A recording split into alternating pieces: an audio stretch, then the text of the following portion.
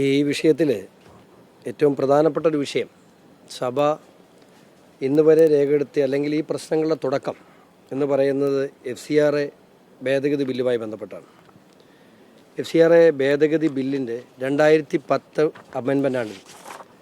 മൻമോഹൻ സിംഗ് സർക്കാർ കൊണ്ടുവന്ന 2010 അമെൻമെൻ്റാണിത്.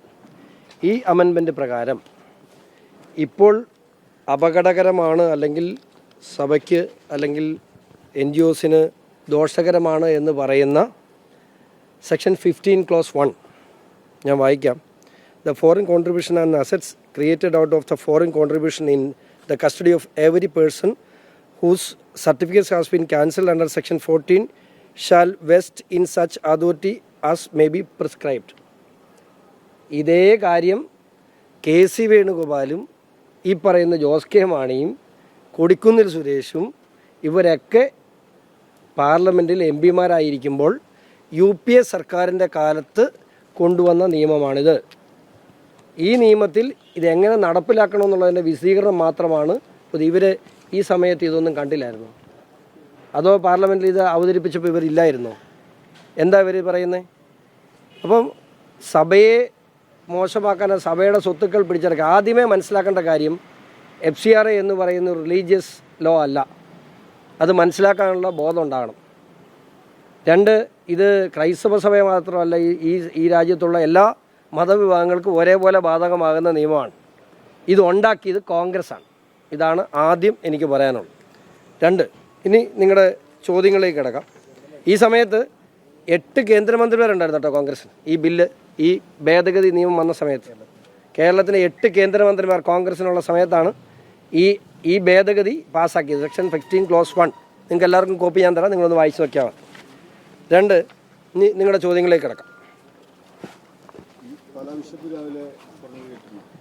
അല്ല, പിതാവ്, ഞാൻ എൻ്റെ അപ്പനേക്കാൾ ബഹുമാനിക്കുന്ന ആളാണ് കല്ലറങ്ങാട്ട് പിതാവ്.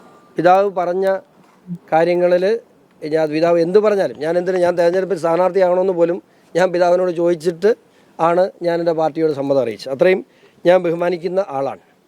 പിതാവിനെ സംബന്ധിച്ച് അദ്ദേഹം പറഞ്ഞ 1-2 കാര്യങ്ങൾ എടുത്തു പറയേണ്ട കാര്യം, ഇതിനെ ഒളിച്ചും പാത്തുമുള്ള നിലപാടെടുക്കേണ്ട കാര്യമില്ല. ഞാൻ അതിനോട് പൂർണ്ണമായിട്ട് യോജിക്കുകയാണ്. ഒളിച്ചും പാത്തും ഫോൺ വിളിച്ചും മഠത്തിൽ പോയി ഒന്നും നിലപാട് സ്വീകരിക്കേണ്ട. സഭ പരസ്യമായ നിലപാട് സ്വീകരിക്കണം. അങ്ങനെ നിലപാട് സ്വീകരിക്കുമ്പോൾ ഏത് മുന്നണിയാണ്, ഏത് പാർട്ടിയാണ് സഭയ്ക്ക് വേണ്ടിയും അല്ലെങ്കിൽ സഭ പിന്തുണ പ്രഖ്യാപിക്കുന്ന പാർട്ടി എന്ത് നിലപാടാണ് സഭയ്ക്ക് വേണ്ടിയും സഭാ വിശ്വാസികൾക്ക് വേണ്ടിയും ചെയ്തതെന്ന് പൊതുവായും ചർച്ച ചെയ്യപ്പെടും. അങ്ങനെ ഒരു നിലപാടിനെ അങ്ങേയറ്റം ഞാൻ സന്തോഷത്തോടു കൂടി കാണുകയാണ്. ഞാൻ അങ്ങേയറ്റം സന്തോഷത്തോടു കൂടി അതിനെ ബഹുമാനിക്കുന്നു, സ്വാഗതം ചെയ്യുന്നു. രണ്ട്, എന്നെ സംബന്ധിച്ചിടത്തോളം ഞാൻ BJP വരുന്നതിന് മുമ്പ് കല്ലറങ്ങാട്ട് പിതാവിൻ്റെ ലവ് ജിഹാദുമായി ബന്ധപ്പെട്ട വിഷയത്തിൽ ഇവിടുത്തെ ഇടതുപക്ഷവും വലതുപക്ഷവും സ്വീകരിച്ച നിലപാടും, ഇടതുപക്ഷ ജനാധിപത്യ മുന്നണി പിതാവിനെതിരെ എടുത്ത 8 കേസുകളും, പിതാവിനെ തുറുങ്കിലടയ്ക്കണമെന്ന് ഇന്നത്തെ പ്രതിപക്ഷ നേതാവും കോൺഗ്രസിൻ്റെ നേതാവുമായി നിൽക്കുന്ന VD സതീശൻ്റെ പ്രസ്താവനയും, അന്ന് പിതാവിന് അനുകൂലമായി BJPയും RSS സ്വീകരിച്ച നിലപാടാണ് എന്നെപ്പോലെയുള്ളവർ BJP എന്ന് ചിന്തിച്ചു തുടങ്ങാനുള്ള പ്രഥമദൃഷ്ടിയുള്ള കാരണം. അതെന്നെ BJP എന്ന് ചിന്തിക്കാൻ എന്നെ സ്വാധീനിച്ചിട്ടുണ്ട്. അത് മാത്രമല്ല ഞാൻ BJP ചേരാൻ കാരണം. പക്ഷേ അന്ന് ഇടതുപക്ഷവും ലവ് ജിഹാദുമായി ബന്ധപ്പെട്ട് നർക്കോട്ടിക് ജിഹാദും ലവ് ജിഹാദും ഉണ്ടെന്ന് കുറവലങ്ങാട് പള്ളിയിൽ ഇന്ന് പ്രസംഗിച്ച അതേ പള്ളിയിൽ പിതാവ് പറഞ്ഞപ്പോൾ പിതാവിനെതിരെ ആക്രോശിക്കുകയും പിതാവിനെതിരെ പ്രകടനം നടത്തുകയും പിതാവിൻ്റെ രൂപത ആസ്ഥാനത്തേക്ക് മാർച്ച് നടത്തുകയൊക്കെ ചെയ്തപ്പോൾ ഇവിടുത്തെ CPM ഇടതുപക്ഷവും ഇടതുപക്ഷത്തോടൊപ്പം ഉള്ള കേരള കോൺഗ്രസ് മാണി ഗ്രൂപ്പും അതുകൂടാതെ അവരാണ് 8 കേസുകൾ പിതാവിനെതിരെ എടുത്തത്. ഇടതുപക്ഷമാണ്. കോൺഗ്രസ് എടുത്ത നിലപാടെന്താണ്? VD സതീശൻ പിതാവിനെ തുറുങ്കിലടയ്ക്കണമെന്ന് ആവശ്യപ്പെട്ടു. അപ്പോൾ സ്വാഭാവികമായിട്ടും എൻ്റെ മനസ്സിലൊക്കെ ഇനി ഒരിക്കലും ഈ 2 മുന്നണിയിൽ നിന്നും ക്രൈസ്തവരായ ആളുകൾക്ക് നീതി കിട്ടില്ല എന്നുള്ള ചിന്ത ഉടലെടുത്തത് പിതാവിനെതിരെ നടന്ന അക്രമത്തിൻ്റെ ഫലമായിട്ട് തന്നെയാണ്. അതുകൊണ്ട് തന്നെ ഞാൻ BJP എന്നുള്ള അല്ലെങ്കിൽ അന്ന് ആ നിലപാട് സ്വീകരിച്ചത്, അനുകൂലമായ നിലപാട് സ്വീകരിച്ച ഏക രാഷ്ട്രീയ പ്രസ്ഥാനം BJPയും അതിന് പിന്തുണ നൽകിയത് RSSുമായിരുന്നു. പിന്നെ PC ജോർജ് ഉണ്ടായിരുന്നു. അപ്പോൾ തീർച്ചയായിട്ടും പിതാവ് പറഞ്ഞ ആ നിലപാടിനെ ഞാൻ സ്വാഗതം ചെയ്യുന്നു. എപ്പോഴും രഹസ്യമായിട്ടല്ല, പരസ്യമായിട്ട് തന്നെ നിലപാട് സ്വീകരിക്കണം. പരസ്യമായിട്ട് നിലപാട് സ്വീകരിക്കുമ്പോൾ കഴിഞ്ഞ കാലങ്ങളിൽ എന്താണ് കോൺഗ്രസ് നമ്മളോട് ചെയ്തത്, അല്ലെങ്കിൽ സഭയ്ക്ക് വേണ്ടി ചെയ്തതെന്നും കൂടി നമ്മൾ ഒന്ന് പരിശോധിക്കേണ്ടതായിട്ടുണ്ട്. ഒന്ന്, വഖഫ് ബില്ല് വന്ന സമയത്ത്, വഖഫ് ഭേദഗതി ബില്ല് വന്ന സമയത്ത് കേരള കത്തോലിക്ക സഭ കേരളത്തിലെ എല്ലാ എംപിമാർക്കും കത്തയച്ചിരുന്നു, വഖഫ് ബില്ലിനെ എതിർക്കാൻ പാടില്ല, പിന്തുണയ്ക്കണമെന്ന് പറഞ്ഞുകൊണ്ട്. അവർ പിന്തുണച്ചില്ല എന്ന് മാത്രമല്ല, ശക്തമായ എതിർപ്പ് രേഖപ്പെടുത്തി. പക്ഷേ അതിനെതിരെ ഒരു പ്രതികരണവും ഉണ്ടായില്ല എന്നുള്ളത്, അല്ലെങ്കിൽ ഇത്തരത്തിലുള്ള പ്രതികരണങ്ങൾ ഉണ്ടായില്ല എന്നുള്ളത് ദുഃഖകരമാണ്. അതുപോലെ FCRയുടെ കാര്യം ഞാൻ സൂചിപ്പിച്ചു. ഇപ്പോൾ എന്തുകൊണ്ട് ഇപ്പോൾ പെട്ടെന്നൊരു FCR ഉണ്ടായി? ഇന്ത്യയിൽ തന്നെ അറസ്റ്റ് ചെയ്യപ്പെട്ട ഒരു അമേരിക്കൻ പൗരൻ അദ്ദേഹത്തിൻ്റെ അക്കൗണ്ടുകൾ വഴി മണിപ്പൂർ കലാപത്തിന് പണമെത്തി എന്നുള്ള വിവരത്തിൻ്റെ അടിസ്ഥാനത്തിലാണ് പെട്ടെന്ന് ഇത്തരത്തിലുള്ള നീക്കത്തിലേക്ക് പോയി. ഇതെൻ്റെ മാത്രം അറിവാട്ടോ, ഒഫീഷ്യലല്ല. ഇത്തരത്തിലുള്ളൊരു നീക്കത്തിലേക്ക് പോയി എന്നുള്ളതാണ് എനിക്കറിയാൻ കഴിഞ്ഞത്. അപ്പോൾ സ്വാഭാവികമായും അത്തരം കാര്യങ്ങളിൽ സർക്കാർ ദേശസുരക്ഷയെ കരുതി തീരുമാനങ്ങൾ എടുക്കുമ്പോൾ ആ തീരുമാനത്തെ പോലും സഭയ്ക്കൊരു ആകുലതയുണ്ട് എന്ന് പറഞ്ഞപ്പോൾ ബഹുമാനപ്പെട്ട സംസ്ഥാന BJP നേതൃത്വത്തിൻ്റെ വലിയ ശ്രമത്തിൻ്റെ ഫലമായിട്ടാണ് FCR ബില്ല് മാറ്റിവെച്ചത്. സഭയുമായിട്ട് ചർച്ച ചെയ്യാനും സഭയുടെ ആകുലതകൾ കേൾക്കാനും മന്ത്രി കിരൺ റിജിജുവിനെ ചുമതലപ്പെടുത്തിയിട്ടുണ്ട്. അദ്ദേഹം അതിൻ്റെ ചർച്ചകളുമായി മുമ്പോട്ട് വരും. പിന്നെ ഈ കഴിഞ്ഞ കുറച്ച് കാലത്തിനിടെ നമ്മളൊന്ന് ഒരു 2 പതിറ്റാണ്ട് കാലം ഒന്ന് പുറകോട്ട് പരിശോധിച്ചാൽ ക്രൈസ്തവരോട് കോൺഗ്രസ് ചെയ്തിട്ടുള്ള മഹത്തരമായ കാര്യങ്ങൾ, ഒന്ന് 2010 ഇപ്പോൾ ഈ പറയുന്ന FCR bill, 2013 Gadgil Kasturirangan report. ഇന്ന് മലയോര മേഖല നേരിടുന്ന ഏറ്റവും വലിയ പ്രതിസന്ധിയും ഇന്ത്യയിൽ നിന്നും കേരളത്തിൽ നിന്നുമുള്ള ക്രൈസ്തവ സഭയിൽ നിന്നും ആളുകൾ ഏറ്റവും കൂടുതൽ വിദേശത്തായിട്ട് മൈഗ്രേറ്റ് ചെയ്യുന്നതിൻ്റെ കാര്യം ആ കസ്തൂരംഗൻ ഗാഡ്ഗിൽ റിപ്പോർട്ടിൻ്റെ അടിസ്ഥാനത്തിൽ വന്നിട്ടുള്ള വലിയ പ്രതിസന്ധിയാണ്. അത് കോൺഗ്രസിൻ്റെ സംഭാവനയാണ്. അതുപോലെ തന്നെ ഇപ്പോൾ ജോസ് കെ മാണി വലിയ ക്രൈസ്തവ സ്നേഹം പറഞ്ഞിട്ടുണ്ട്. അവർ നേതൃത്വം കൊടുക്കുന്ന ഇടതുപക്ഷമല്ലേ 2009 ചർച്ച ആക്ട് കൊണ്ടു തുടങ്ങിയത്. അന്നും വലിയ എതിർപ്പിനെ തുടർന്നല്ലേ മാറ്റിവെച്ചത്. 2019 രണ്ടാമത് അതിന് ശ്രമം ഉണ്ടായി. അതിനെക്കുറിച്ചൊന്നും ആരും പറയുന്നില്ല. 80-20 അനുപാതം, VD സതീശൻ തൻ്റെ ഇടമുണ്ടെങ്കിൽ 80-20 അനുപാതത്തിനെതിരെ സുപ്രീം കോടതി കൊടുത്തേക്കുന്ന കേസ് പിൻവലിക്കുമെന്ന് പറ. അത് ആരാ കേസ് നടത്തുന്നത്? സംസ്ഥാന സർക്കാർ കേസ് നടത്തുന്നു. അതിനെ സർവകക്ഷി യോഗം പിന്തുണച്ചു. സർവകക്ഷി യോഗത്തിൽ കോൺഗ്രസും CPM ഒരേ നിലപാടെടുത്തു. ആ നിലപാട് സ്വീകരിച്ച ആരാണ്? അപ്പം അവിടെ 80-20 അനുപാതത്തിനെതിരെ ജനസംഖ്യ ആനുപാതികമായി ഇത് മൈനോറിറ്റി അവകാശങ്ങൾ വീതം വെക്കണമെന്ന് ഹൈക്കോടതി ഉത്തരവിനെതിരെ സുപ്രീം കോടതിയിൽ അപ്പീൽ പോകാൻ കോൺഗ്രസും CPM ഒരുമിച്ചിരുന്ന് തീരുമാനിച്ചാണ്. ക്രൈസ്തവരോട് കാണിച്ച വലിയ സ്നേഹമാണ്. അതുപോലെ KT ജലീൽ കഴിഞ്ഞ മന്ത്രിസഭയിൽ KT ജലീൽ മന്ത്രിയായിരുന്ന സമയത്ത് മൈനോറിറ്റി കമ്മീഷനിൽ എയ്തർ ഓർ ഒരു ക്ലോസ് ഉണ്ടായിരുന്നു. അല്ലെങ്കിൽ ചെയർമാൻ ഒരു വിഭാഗത്തിൽ നിന്നാണെങ്കിൽ വൈസ് ചെയർമാൻ മറ്റൊരു വിഭാഗത്തിൽ നിന്ന്. അത് കേരള നിയമസഭയിൽ നിന്നും വളരെ എളുപ്പത്തിൽ എടുത്തു കളഞ്ഞപ്പോൾ ഇവരാരും ചോദിക്കാനില്ലായിരുന്നു. വഖഫ് ഭേദഗതി നിയമത്തിനെതിരെ കേരള നിയമസഭയിൽ ഇടതുപക്ഷവും വലതുപക്ഷവും ഒരുമിച്ച് പ്രമേയം പാസാക്കി. ഇനി സ്വയംദിത്ത സ്കൂളിൽ ഹിജാബ് പ്രശ്നമുണ്ടായി. ഇവിടുത്തെ മുഴുവൻ മാധ്യമങ്ങളും, ഇവിടുത്തെ മുഴുവൻ സൈബർ മീഡിയയും, ഇവിടുത്തെ SDPയും ജമാഅത്തെ ഇസ്ലാമിയും എല്ലാം ഒരുമിച്ച് ആക്രമിച്ചു. ഈ പറയുന്ന ഒരു നേതാക്കന്മാരെ അവിടെ കണ്ടില്ലല്ലോ. ക്രൈസ്തവ സ്നേഹം വിളമ്പുന്ന രമേശ് ചെന്നിത്തലയോ VD സതീശനെയോ IB ഈഡനെയോ, സ്വന്തം MP അല്ലേ IB ഈഡൻ, ഇന്ന് എവിടെയായിരുന്നു IB ഈഡൻ? മുനമ്പത്ത് എവിടെയായിരുന്നു? മുനമ്പം വിഷയം ഉണ്ടായപ്പോൾ IB ഈഡൻ എവിടെയായിരുന്നു? ഇതൊക്കെ ജനം കാണുന്നുണ്ട് എന്നുള്ള കാര്യത്തിൽ മറക്കരുത്. പെട്ടെന്നൊരു സ്നേഹം അവിടെ വന്നിട്ട് എന്താ ചെയ്തത്? അവിടെ പോയി SDPക്കാരൻ്റെ വീട്ടിൽ ചെന്ന് പറഞ്ഞു, ഇത് RSS ഉണ്ടാക്കിയ പ്രശ്നമാണ്, നിങ്ങൾ ഇടപെടുന്നത്. ആ മഠത്തിൽ പോയി മര്യാദ പറയാനോ ആ സ്കൂൾ തുറപ്പിക്കാനോ അല്ല നോക്കിയത്. അപ്പോൾ ഇവരുടെയൊക്കെ ഈ പ്രീണന രാഷ്ട്രീയത്തിനെതിരെ ഞങ്ങൾ നിലകൊള്ളുക തന്നെ ചെയ്യും. പക്ഷേ നമുക്ക് ദുഃഖകരമായ കാര്യം, ഇതിനൊക്കെ സഭയ്ക്കുള്ളിലെയും ചില ആളുകളെ തെറ്റിദ്ധരിപ്പിക്കാൻ ഇവർക്കൊക്കെ കഴിയുന്നു എന്ന് പറയുന്നത് ദുഃഖകരമാണ്. ദീപികയ്ക്കെതിരെ ഞാൻ എടുത്ത നിലപാട്, ഞാൻ ഒരടി പോലും പുറകോട്ട് പോകാൻ ഉദ്ദേശിക്കുന്നില്ല. എൻ്റെ നിലപാട് തന്നെയാണ്. ദീപികയെ കോൺഗ്രസ് നിയന്ത്രിക്കുന്ന സാഹചര്യം KC വേണുഗോപാലും ദീപികയുടെ അസിസ്റ്റൻറ്റ് ചീഫ് എഡിറ്റർ നമ്മുടെ ജോർജ് കള്ളുവേലിലും ദീപികയിലെ എഡിറ്റോറിയൽ ബോർഡും കൂടി, ഇവർ 3 പേരും കൂടി ഒരുമിച്ചിരുന്ന് സഭയുടെ ദീപികയുടെ മുഖപത്രം എഴുതിയാൽ അത് സഭയുടെ മുഖപത്രമാണ് എന്ന് അംഗീകരിക്കാൻ ബുദ്ധിമുട്ടുണ്ട്, ഒരു സംശയം വേണ്ട.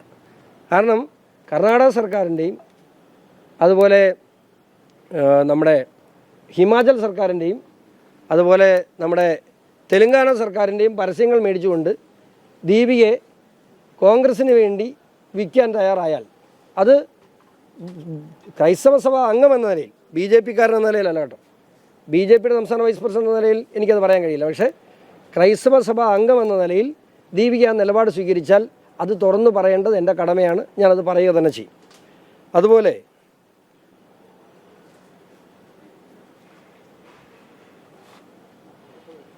റബ്ബർ ക്രൈസ്തവരുടെ ഏറ്റവും വലിയ വിഷയങ്ങളൊന്നാണ്. ആരാണ് റബ്ബറിനെ ഈ തരുന്ന അവസ്ഥയെ കൊണ്ട് എത്തിച്ചത്? ഇവിടെ സിന്ദാബാദ് വിളിക്കുന്ന ഇപ്പോഴും റബ്ബർ കർഷകർ ഇപ്പോഴും കോൺഗ്രസ് സിന്ദാബാദ് വിളിക്കുന്നവരുണ്ട്, ഇടതുപക്ഷത്തിന് സിന്ദാബാദ് വിളിക്കുന്നവരുണ്ട്. ആരാണ് കൊണ്ട് റബ്ബറിനെ ഈ നിലയിൽ എത്തിച്ചത്? 1991-ലും 98-ലും UPA ഗവൺമെൻറ് ഒപ്പുവെച്ച ഘാട്ട് കരാറിൽ 40% വരെ ആക്കാമായിരുന്ന റബ്ബറിൻ്റെ ഇറക്കുമതി തീരുവ റബ്ബർ കമ്പനികളുടെ നിന്ന് കാശ് വാങ്ങി 25% നിജപ്പെടുത്തിയതാണ് റബ്ബറിൻ്റെ ഇന്നത്തെ അവസ്ഥയുടെ ഏറ്റവും അടിസ്ഥാനപരമായ കാരണം. പല പ്രാവശ്യം പല രീതിയിൽ നമ്മൾ ബന്ധപ്പെട്ടു. ഒരു കാരണവശാലും റബ്ബറിൻ്റെ ഇറക്കുമതിയെ നിയന്ത്രിക്കാൻ ഘാട്ട് കരാറിൽ ഒപ്പിട്ട് ഒരു രാജ്യത്തിന് അവകാശമില്ലാത്തതാണ് ഇന്ന് ഇന്ത്യൻ വിപണിയിൽ റബ്ബറിന് ഇത്തരത്തിലുള്ളൊരു കഷ്ടതയ്ക്ക് കാരണം. ഇവർ സഹായിച്ച റബ്ബർ കമ്പനികൾക്ക് 1998-ൽ, നിങ്ങളൊന്ന് ഞാൻ പറയാതെ തന്നെ പേര് നിങ്ങൾക്കറിയാം, 1998-ൽ ആ റബ്ബർ കമ്പനിയുടെ ഷെയർ വാല്യൂ എത്രയായിരുന്നു, 2026-ൽ ആ കമ്പനികളുടെ ഷെയർ വാല്യൂ എത്ര നിങ്ങൾ പരിശോധിച്ചാൽ മതി. ആ 28 കൊല്ലം കൊണ്ട്, ഈ കഴിഞ്ഞ 28 കൊല്ലം കൊണ്ട് ഓരോ റബ്ബർ കർഷകനും കടക്കണിയിലായി, മക്കളുള്ളവർ വിദേശത്തും പോയി. ആ സമയം കൊണ്ട് ഇന്ത്യയിലെ റബ്ബർ കമ്പനികളുടെ, ടയർ കമ്പനികളുടെ ഷെയർ വാല്യൂ കഴിഞ്ഞ 28 വർഷത്തിനിടയിൽ 1000 മടങ്ങ് വർദ്ധിച്ചു. കർഷകർ പട്ടിണിയായ ഈ സമയത്ത് ഈ പറയുന്ന കോൺഗ്രസ് ഗവൺമെൻറ് ചെയ്ത സഹായം കൊണ്ട് ടയർ കമ്പനികളുടെ ഷെയർ വാല്യൂ 1000 മടങ്ങ് വർദ്ധിച്ചു. ഇതാണ് കോൺഗ്രസ് ക്രിസ്ത്യാനിക്ക് ചെയ്ത സേവനം. അപ്പോൾ അതുകൊണ്ട് അവർ പറയുന്നത്, കോൺഗ്രസ് പറയുന്ന വാക്കുകളെ, കോൺഗ്രസ്സിന് ഇന്നലെ മിനിങ്ങാന്നു എന്തൊരു സ്നേഹമാണ് ക്രൈസ്തവ സഭയോട്. ഇതൊന്നും വഖഫ് ബില്ല് വന്നപ്പോൾ കണ്ടില്ലല്ലോ, ഇതൊന്നും കല്ലറങ്ങാട്ട് പിതാവിനെ ആക്രമിക്കാൻ STPക്കാരങ്ങോട്ട് വന്നപ്പോൾ കണ്ടില്ലല്ലോ. ഞങ്ങളുണ്ടായിരുന്നു, ഇനിയും ഉണ്ടാവും. തെറ്റ് ആർക്ക് പറ്റിയാലും തിരുത്തപ്പെടേണ്ടതാണ്.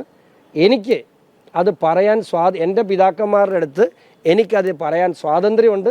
കാരണം ഞാനും സഭയും പിതാക്കന്മാരും ഇവരെല്ലാവരും കൂടുന്നതാണ് ക്രൈസ്തവ സഭ. ക്രൈസ്തവ സഭ എന്ന് പറയുന്നത് യേശു ക്രിസ്തുവിൻ്റെ തിരുശരീരമാണ്. അതിനകത്ത് പുഴുക്കൊത്തുകളുണ്ടായാൽ അത് നീക്കം ചെയ്യാൻ പിതാക്കന്മാരെ പോലെ, അച്ഛന്മാരെ പോലെ, വൈദികരെ പോലെ, സന്യസ്തരെ പോലെ തന്നെ എനിക്കും ബാധ്യതയുണ്ട്. എനിക്കെൻ്റെ രാഷ്ട്രീയം മാത്രമല്ല, അതിനപ്പുറത്ത് എനിക്ക് സഭയോടും കടമയുണ്ട്. ആ കടമ ഞാൻ ചെയ്തുകൊണ്ടേയിരിക്കും. ഇന്നലെയുമെല്ലാം സഭയുടെ പിതാക്കന്മാരുമായിട്ട് ഞാൻ സംസാരിച്ചിട്ടുണ്ട്. ഇന്നും ഞാൻ മിക്കവാറും സഭയുടെ മേലധ്യക്ഷന്മാരെ കാണണമെന്നാണ് ആഗ്രഹിക്കുന്നത്. എൻ്റെ ഉള്ളിലെ വിഷമം എന്താണ്? ഞാൻ തലയിൽ ആനാമണ്ണം വീണ ഒരു സത്യക്രിസ്ത്യാനിയാണ്, പൂഞ്ഞാറുകാരനാണ്. എന്നെ സംബന്ധിച്ച പാലാ രൂപതക്കാരനാണ്. ഞാൻ കറങ്ങാട്ട് പിതാവിനെ കാണും. പിതാവ് അങ്ങനെ പറഞ്ഞ എന്താണ്? സ്വാഭാവികമായിട്ടും ഇന്നലെ മിനിങ്ങാന്നുമൊക്കെ ഉണ്ടായ വലിയ സമ്മർദ്ദങ്ങളായിരിക്കാം പിതാവ് അങ്ങനെ പറഞ്ഞത്. എനിക്ക് പിതാവിനോടൊരു വിഷമവുമില്ല. പക്ഷേ പിതാവ് പറഞ്ഞ എല്ലാ കാര്യങ്ങളും ഞാൻ സ്വാഗതം ചെയ്യാണ്. തുറന്ന നിലപാട് സ്വീകരിക്കണം. അതാണ് PC ജോർജ് പറഞ്ഞ, ഞാൻ പറഞ്ഞില്ല, PC ജോർജ് പറഞ്ഞ വാക്കുകളുടെ ഏറ്റക്കുറച്ചിലും ഭാഷയിലൊക്കെ വ്യത്യാസം ഉണ്ടാവും, അതെല്ലാവർക്കും അറിയാം. പക്ഷേ അദ്ദേഹം പറഞ്ഞതിനകത്തൊരു അദ്ദേഹം പറഞ്ഞതിന് ഒരിക്കലും അത് പറയാൻ പാടില്ലായിരുന്നു എന്ന് പറഞ്ഞ ആളാണ്. പക്ഷേ ഉള്ള പ്രശ്നം എന്താ? ഇവരൊന്നും ആരുമില്ലാതിരുന്നൊരു കാലഘട്ടത്തിൽ, സഭയ്ക്ക് വേണ്ടി മിണ്ടാൻ ആരുമില്ലാത്തൊരു സമയത്ത്, തൻ്റെ പ്രതിച്ഛായ നോക്കാതെ, തൻ്റെ സ്ഥാനമാനങ്ങൾ നോക്കാതെ, തൻ്റെ വോട്ട് നോക്കാതെ സഭയ്ക്ക് വേണ്ടി പ്രതികരിച്ചത് ആരാ? PC ജോർജാണ്. ലൗചികാത ഉണ്ടായപ്പോൾ അതുണ്ടെന്ന് പറഞ്ഞതിൻ്റെ പേരിലല്ലേ PC ജോർജിനെ സംഘടിതമായി ഇവിടുത്തെ SDPയും ജമാഅത്തെ ഇസ്ലാമിയും ആക്രമിച്ച് തോപ്പിച്ചത്? PC ജോർജിനെ തോപ്പിച്ചാരാ? അവരല്ലേ. എന്തുകൊണ്ടാണ്? ഇതുണ്ടെന്ന് പറഞ്ഞുകൊണ്ട്. ആർക്ക് വേണ്ടിയാണ് പറഞ്ഞത്? സഭയ്ക്ക് വേണ്ടിയാണ് പറഞ്ഞത്, പൊതുസമൂഹത്തിന് വേണ്ടിയാണ് പറഞ്ഞത്. അപ്പം അങ്ങനെ ഒരാളെ തോപ്പിക്കണമെന്ന് ആരെങ്കിലും സഭയ്ക്കുള്ളിൽ നിന്ന് പറഞ്ഞാൽ അദ്ദേഹത്തിന് വേദനിക്കല്ലേ? മനുഷ്യനല്ലേ, നമ്മൾ കോൺഗ്രസ് അല്ലല്ലോ, മനുഷ്യരല്ലേ. അപ്പം അതുകൊണ്ട് സ്വാഭാവികമായിട്ടും ആ വിഷമം ഉണ്ടാവും. മറ്റവരെ പോലെ അല്ലല്ലോ, നമുക്ക് ഈ നട്ടൽ അങ്ങനെ വളയ്ക്കാൻ പറ്റില്ല. നമ്മൾ ആ നട്ടൽ അങ്ങനെ തന്നെ നിൽക്കും. ഇത് BJP നിങ്ങളുടെ സ്റ്റേറ്റ്മെന്റുകളെ അംഗീകരിക്കുന്നുണ്ടോ? ഇല്ല, ഞാൻ പറഞ്ഞല്ലോ, ഞാൻ BJPയുടെ വൈസ് പ്രസിഡന്റ് എന്ന നിലയിലല്ല ഞാൻ ഇന്ന് നിങ്ങളോട് സംസാരിക്കുന്നത്. എൻ്റെ പാർട്ടിയെ ഞാൻ ഇന്ന് നിങ്ങളെ ഇപ്പോൾ ഇവിടെ ഞാൻ നിങ്ങളോട് പത്രസമ്മേളനം വിളിച്ചല്ലോ, നിങ്ങളിവിടെ വന്ന് എന്നോട് എന്നാ പറയാനുണ്ടോ എന്ന് ചോദിച്ചു. ഞാൻ പറഞ്ഞു ഇത് എൻ്റെ അഭിപ്രായമാണ്, എൻ്റെ ഒരു ക്രൈസ്തവൻ എന്ന നിലയിൽ എൻ്റെ അഭിപ്രായമാണ്. അത് എൻ്റെ അഭിപ്രായം പറയുമ്പോൾ എൻ്റെ പ്രസ്ഥാനം, ഞാൻ ആ പ്രസ്ഥാനത്തിൻ്റെ വൈസ് പ്രസിഡന്റ് എന്ന നിലയിൽ സ്വാഭാവികമായിട്ടും അതിനോട് ചേർത്ത് വായിക്കും. എന്തുകൊണ്ട് ഞാനിത് പറയുന്നു? എനിക്ക് പറയുന്നതിന് കൃത്യമായ കാരണങ്ങളുണ്ട്, റീസൺസ് ഉണ്ട്. ഈ അടിമത്തം അവസാനിപ്പിക്കണം, അല്ലെങ്കിൽ ഈ സഭയും കുഞ്ഞാടുകളൊന്നും ഈ നാട്ടിൽ കാണില്ല. ഇപ്പോൾ പാലാ നിയോജകമണ്ഡലം 1,79,000 വോട്ടർമാരാണ് പാലാ നിയോജകമണ്ഡലത്തിലുള്ളത് ഈ പ്രാവശ്യത്തെ കണക്ക് പ്രകാരം. കഴിഞ്ഞ പ്രാവശ്യം 191 കണക്കിൽ തന്നെ 12,000 പോയി. വോട്ടിങ് ശരിക്കും അവിടെ നാട്ടിലുള്ള എത്രയാണെന്നറിയോ?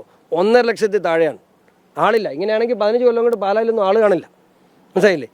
ഇതിൻ്റെ അടിസ്ഥാന പ്രശ്നങ്ങളിലേക്ക് നമ്മൾ ചിന്തിക്കണം. എന്താണ് സഭയ്ക്ക് സംഭവിക്കുന്നത്? എന്താണ് സഭാ സമൂഹത്തിന് സംഭവിക്കുന്നത്? ഇവിടെ മാറി മാറി വരുന്ന സർക്കാരുകൾ ഇവിടെ സഭയെയും സഭാവിശ്വാസികളെയും ഇല്ലാതാക്കുന്നു.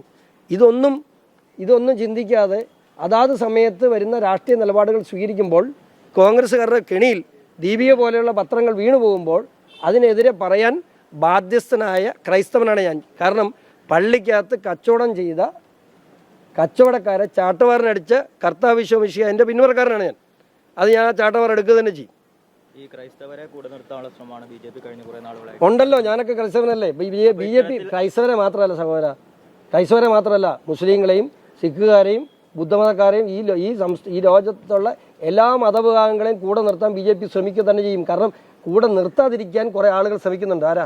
കൈരളി. സ്വാഭാവികമായിട്ടും അവർ ശ്രമിക്കുന്നുണ്ട്. ആ ശ്രമങ്ങൾക്കെതിരെ ഞങ്ങൾ കൂടുതൽ വിജിലൻ്റായി പ്രവർത്തിക്കുമ്പോൾ അത് ഔട്ട്റീച്ച് എന്ന് പറയും.